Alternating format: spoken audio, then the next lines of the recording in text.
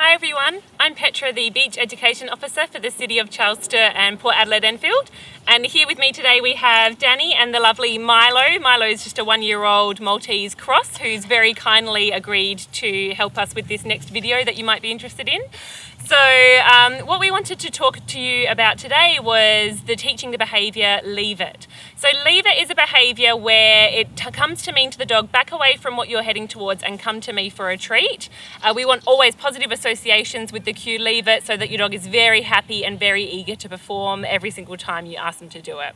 And leave it can be a really valuable tool to teach. It's an emergency behaviour. You can get your dog to come away from things that might cause it harm, so chasing cat across roads, maybe snakes, maybe chicken drumsticks in the gutter, can be really, really life-saving for your animal. It can be life-saving for other animals too if your dog likes to chase. Now, we have endangered species all through our council areas, especially on the beach with the hooded plovers, and it is really important that you don't let your dog chase those birds. And so leave it is one of those tools that you might be able to use. And we recommend you train this for a rainy day and hope you never need it, but it is something that you definitely need to train in advance.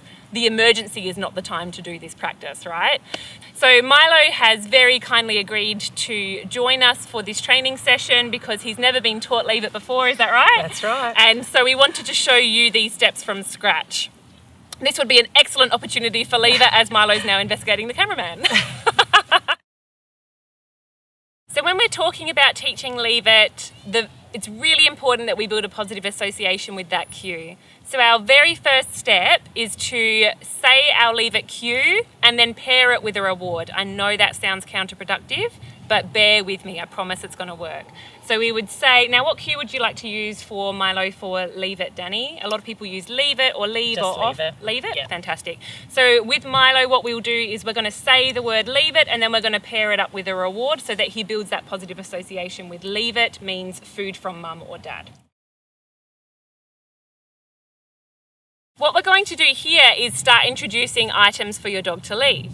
So we want to set our dogs up for success when they're learning new behaviours as much as possible. So when we start introducing items, they're going to be boring, inanimate objects. It could be your car keys, it could be a plastic plate, something that you think you've got a really good chance that your dog's not going to be interested in. And then we're going to go from there.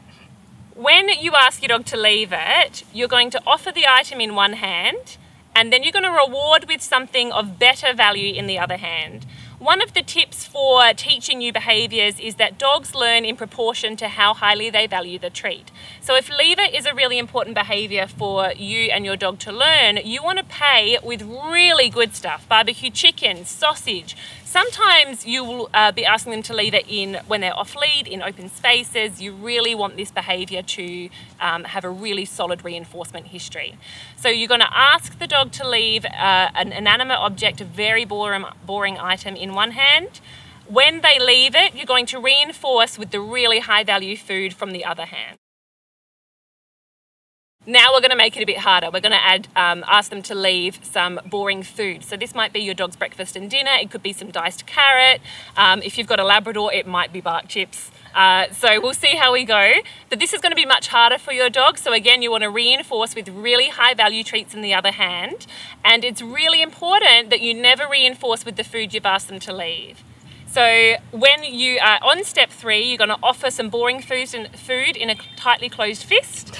And you're going to ask your dog to leave it. As soon as their nose comes off, you'll reinforce with your other hand. Step 4, it's time to take it on the road. So what we're going to do now is start introducing food on the floor, food being offered by other people, food that you accidentally come across on your walks, and it's up to you to set up those scenarios so that your dog can be successful. When you're practicing this, you can still have your hand over the food to physically prevent them from accessing it if you need to, but it's really important that you're reinforcing every single time the dog comes off an item, no matter how easy you think it is, because in real life, we never want them to second guess this one. This is a very important behaviour to reinforce as often as possible.